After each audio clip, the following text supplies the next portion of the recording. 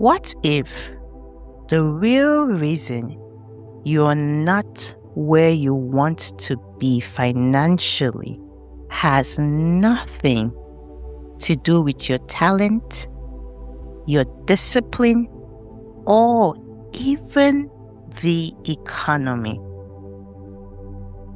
What if the truth is harder than that? What if you don't actually feel safe winning? You don't feel safe earning more than the people who raised you? What if you don't feel safe outgrowing the circle that feels familiar? You don't feel safe being seen at the level you prayed for in private. So, you hustle. You even journal. You plan, especially at the beginning of the year. You say you want abundance, but the moment expansion starts to happen, you tighten up. Yes, you delay the launch. You underprice the offer. You hesitate to speak up. You call it being wise. But my dear, that is not wisdom. It is loyalty to a smaller version of you. Trust me, I have been there, and it wasn't fun at all. And here is the uncomfortable part no one says out loud. Some people are not stuck because they lack opportunity. Nah, they are stuck because success would require them to become someone they have never seen modeled. In this video, we are exposing that hidden identity ceiling, the one keeping smart, capable, spiritually grounded people living at 70% of their potential. And once you see it, you won't be able to unsee it. You hear me? Look, you were not created to live. You were created to live in abundance, not lack. But abundance does not start in your bank account. Nah, it starts inside you. Abundance isn't just money. It's favor. It's peace. It's health. It's opportunity, relationships, and alignment. Good health. Abundance is the expansion you have in every dimension of your life. At the core of it all, it is your beliefs about yourself and about God that shapes your experience of increase. God is not a God of barely enough. Nah, He is a God of overflow. But overflow requires expectancy. So let's talk about that. Expectancy. What is expectancy? It is the quiet assumption you carry about what happens next. It is not what you post. Nah. It is not what you say publicly. It is what you actually assume. It's the prediction your nervous system makes about your future. And here is the part most people don't realize. Your life moves towards your expectation, not what you occasionally hope for. Hope shows up sometimes, but expectation lives with you daily. Psychology calls it self-fulfilling prophecy. When you expect something, you unconsciously notice evidence that confirms it. You behave in ways that reinforces it. You interpret events through that lens. It persists longer when it aligns with your beliefs. If you expect rejection, for example, you become guarded. You hesitate. You over-explain. You pull back too quickly. And when rejection happens, you say, "See, I knew it." But if you expect opportunity instead, you show up differently. You speak with steadiness. You follow up. You hold eye contact. You try again even when you fail. And doors open more often. Not because God is playing favorites, but because your behavior finally matches your belief. I'll say that again. Because your behavior finally matches your beliefs. Expectancy shapes posture, and posture shapes action. Action shapes outcome. This is not fantasy. Fantasy says maybe something good will happen. But expectancy says something good is unfolding and I am participating in it. Fantasy waits. Expectancy moves. When you expect growth, you prepare differently. You save differently. You invest differently. You show up differently. Opportunity stops feeling like exception. It starts feeling like alignment. I once coached a woman who applied for a promotion at her workplace 3 times, and she was denied 3 times. By the 4th time, she didn't even realize she expected the rejection. Her tone was cautious. Her energy was restrained. She didn't fully advocate for herself. And she was denied again. When she came to me, we worked on expectancy. We did not work on her skills, We did not trick her resume. We only worked on expectancy. Amazingly, she shifted from the phrases that said they probably won't choose me to I am the kind of leader this role requires. I am the kind of leader this role requires. She still had the same experience, same qualifications, but different expectancy. And with that, she prepared differently. She spoke differently. Oh, baby, she carried herself differently. And guess what? She was promoted. I say it again. She was promoted. Nothing magically happened, but alignment happened. To be honest, expectancy determines what you attempt, how long you persist, what you tolerate, and what you believe is possible. Over time, expectancy becomes identity. If you repeatedly expect growth, your identity shifts to, I am someone who advances.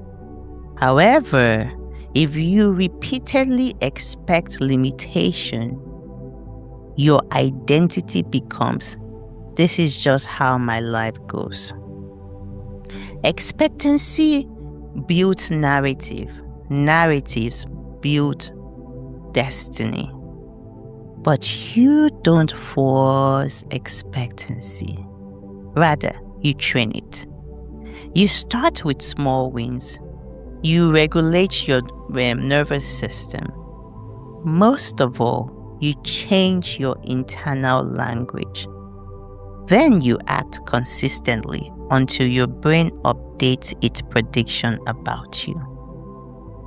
I will show you how you can apply this to your life towards the end of this video.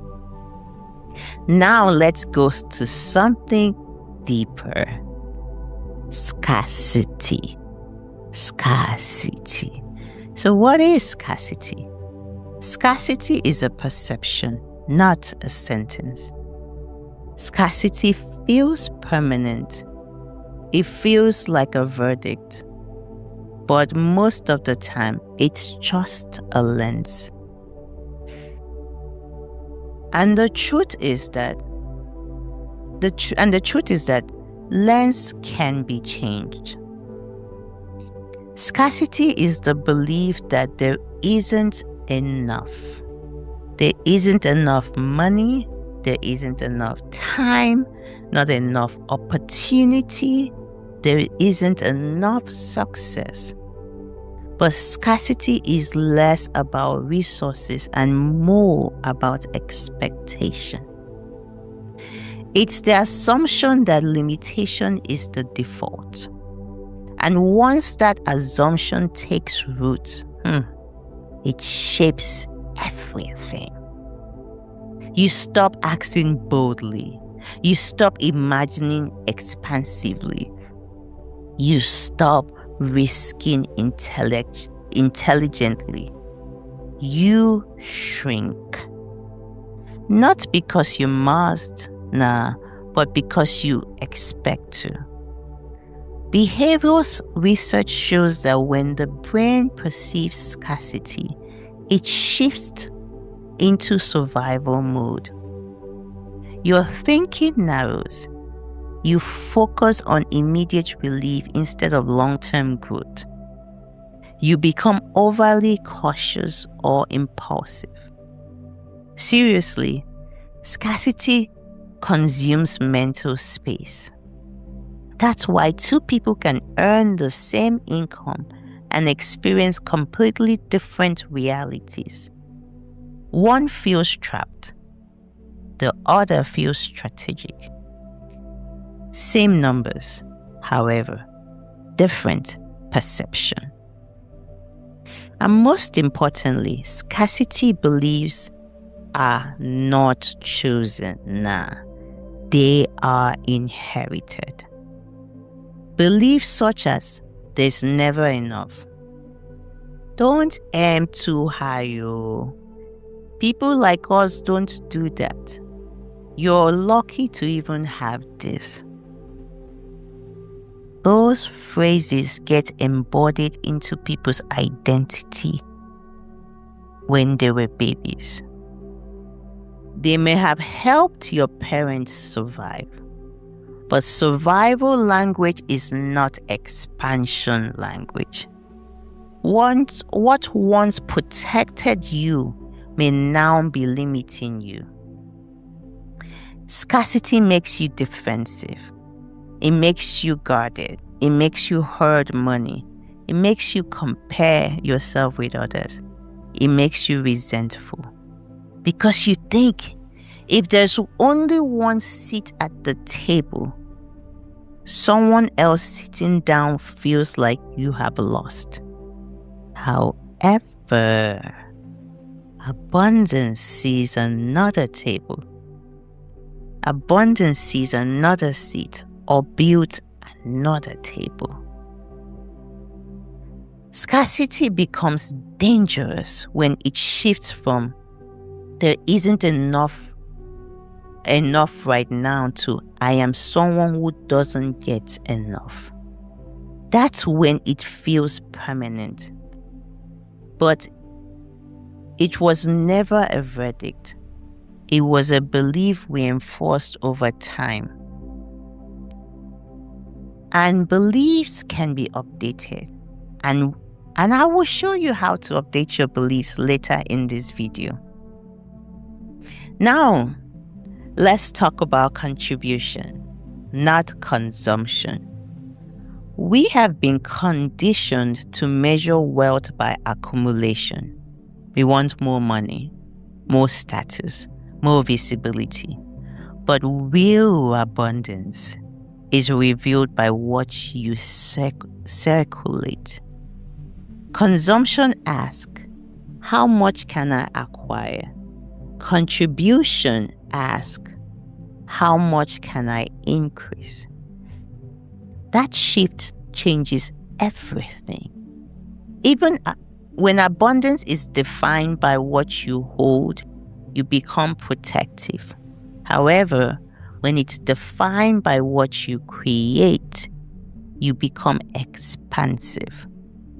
Money flows towards value. When you focus only on income, your question becomes, how do I get paid? But when you focus on contribution, my sister, my brother, your question becomes, how do I elevate this space, this organization, this business? You feel me? Impact, attract, exchange. I've seen professionals hoard knowledge and they plateau. I've also seen other professionals mentor, collaborate, solve problems generously, and I've watched opportunities compound.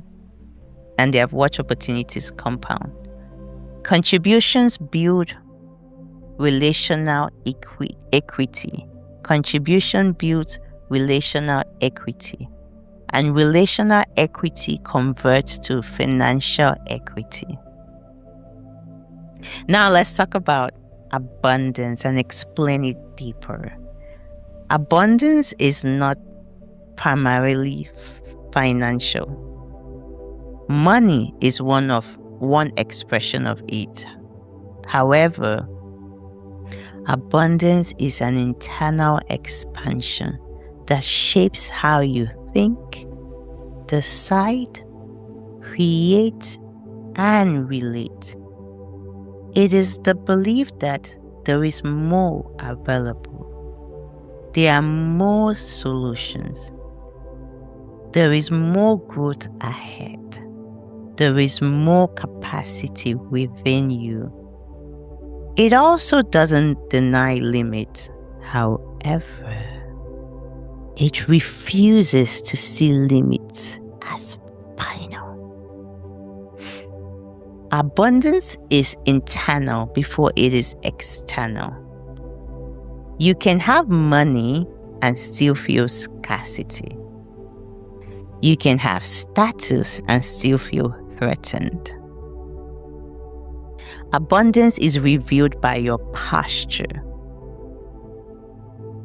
Do you approach life defensively or do you approach life creatively?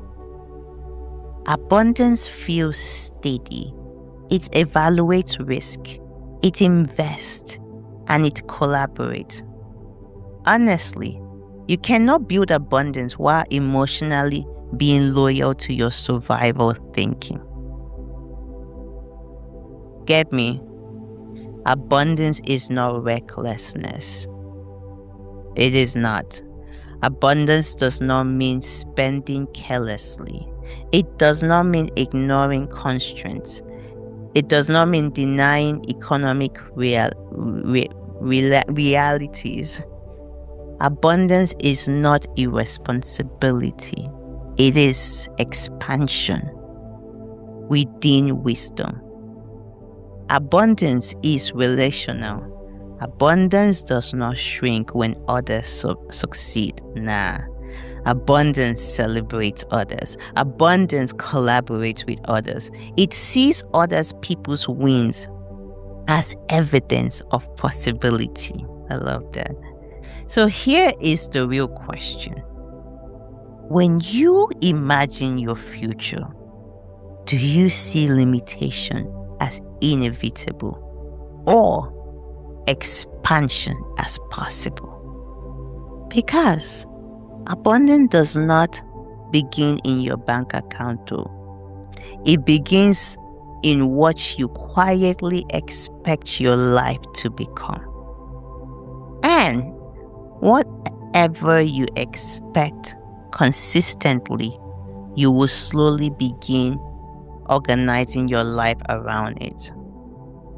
Let me tell you a story. I love telling stories. Let me tell you a powerful story about a man named Daniel. When Daniel was 7 years old, he learned the sound of scarcity before he learned the sound of laughter. It sounded like his mother standing in the kitchen whispering, "We can't afford that too." It sounded like his father exhaling slowly at the end of the month, staring at bills spread across the table like unpaid apologies. It sounded like money doesn't grow on trees. Rich people are greedy. We are just not that kind of family. You have to work twice as hard for half as much. Child, be grateful for what you have. They weren't cruel phrases, but they were survival phrases. Daniel grew up in a small apartment where the refrigerator hummed louder than conversations. Sometimes the fridge was full, sometimes it wasn't. He learned to eat slowly, not because he was mindful, but because he was rationing. He learned to want quietly. At school, when other children talked about vacations, Daniel talked about the weather. When they compared sneakers, Daniel compared grades. He became exceptional. Not because he dreamed of greatness, but because excellence felt safer than desire. Desire was dangerous. Desire meant disappointment. And in that home, disappointment was a luxury they couldn't afford. By the time Daniel was 16, he had internalized a rule.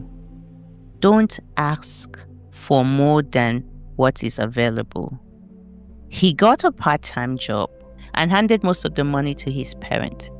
Every dollar he held felt temporary. Money was something that slipped away. Money was something you clutched to. Something that never stayed. Even when he received his first scholarship letter, his mother cried, not out of pride alone, but out of relief. "You will never have to struggle like we did," she said. But unknowing to her, struggle had already moved into him. As an adult, Daniel did everything right. He graduated from school. He got a stable job. He saved carefully. But every financial decision carried the voice of his childhood. When he considered investing, a voice whispered, "Don't risk it. You will lose everything." When he thought about starting a business, the echo returned. People like us don't do that.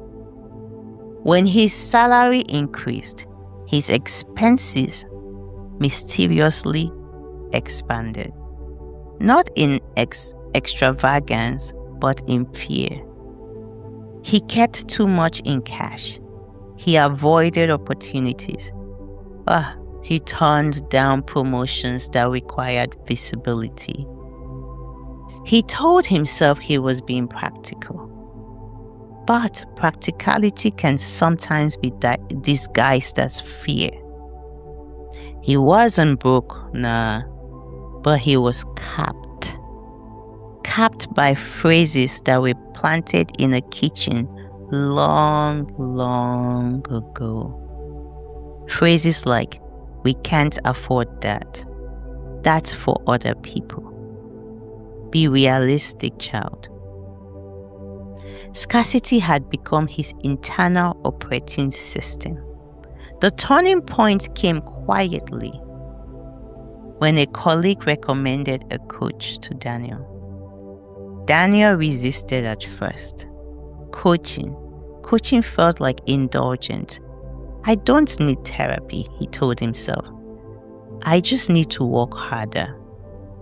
But he went anyways. In their first session, the coach didn't ask about his income. She asked, "What did money sound like in your house growing up?" What did money sound like in your house growing up? Daniel laughed. Then he stopped. He heard it instantly. Money sounded like tension. It sounded like argument in low voices. Money sounded like apology. She asked him to write down every phrase he remembered. He filled 2 pages. Example, he put, "Money doesn't grow on trees. We are not rich people. You will never get ahead unless you struggle. There is never enough. Play it safe." The coach looked at him gently and said, "Those phrases protected your parents, but they are not protecting you." It was the first time Daniel considered that scarcity wasn't reality. It was inheritance. The coach didn't give him stock tips on stocks first. She gave him awareness. She told him, "Notice your reaction when opportunity appears. Don't judge it. Just notice it." So Daniel began observing himself. When a friend mentioned investing in a startup, his chest tightened. When his boss suggested he apply for leadership training, his stomach dropped. Opportunity felt like danger. He wasn't afraid of failure, no. He was afraid of expansion. Because expansion meant outgrowing the familiar. And familiar, even if it was struggle, felt safe. So Daniel and the coach walked slowly. His coach introduced new languages to him. So instead of "we can't afford that," he practiced saying, "How can I create that?" Instead of "that's not for people like us," he asked, "Why not me?" Instead of "there's never enough," he began noticing where there was. He learned about investing, not as gambling, but as ownership. He learned about assets, not as luxury, but as leverage. But more importantly, he learned about identity. His coach told him, "You cannot build wealth while emotionally loyal to struggle." That sentence unsettled him. He loved his parents. He honored their sacrifice. But unconsciously, he had tied struggle to virtue. If he built wealth, would he betray them? If he succeeded, would he become what they feared? He and his coach unpacked that too. Scarcity had become survival, but abundance could be service. That reframe shifted everything. Daniel started small. He invested modestly, but consistently. He negotiated his salary calmly. He took the leadership training, yes, he did, despite the fear. Every action felt like breaking an invisible rule. But something unexpected happened. The more he expanded, the less anxious he felt. Because competence replaced fear. Knowledge replaced myth. He began to see money not as a fragile visitor, but as a tool. He began to see money not something that slipped through his fingers, but something that could be directed. He started a side business, consulting in his field, not impulsively, but strategically. He reinvested profits instead of hoarding them. He read, he learned, he asked questions without being ashamed. And slowly, his financial life began to change. Not dramatically at first, but steadily, predictably, and powerfully. Years later, Daniel stood in the same neighborhood where he grew up. But this time,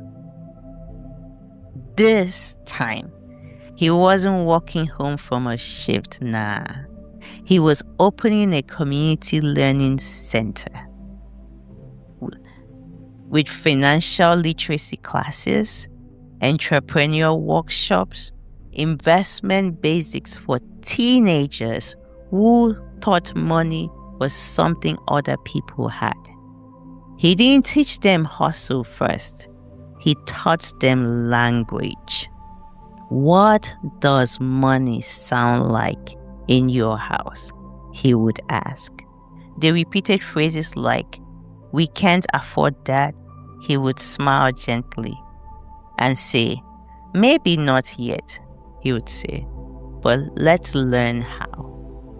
Daniel built wealth, but more importantly, he broke inherited patterns.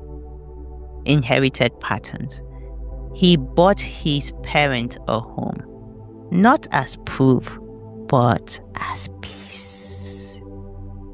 He didn't reject where he came from, nah. He expanded it. Scarcity had taught him resilience. Abundance taught him possibility. Now, when he hears the phrase, "money doesn't grow on trees," he doesn't argue. He understands. But he also knows something deeper. Money grows where belief expands. And the boy who once ate slowly so food would last longer now builds systems so opportunity lasts longer for everyone. Because abundance isn't just about having more. It's about becoming the kind of person who believes more is possible. And once that belief changes, everything, I repeat, everything changes. Because moving from scarcity to abundance is not just a financial shift. It's an identity reconstruction.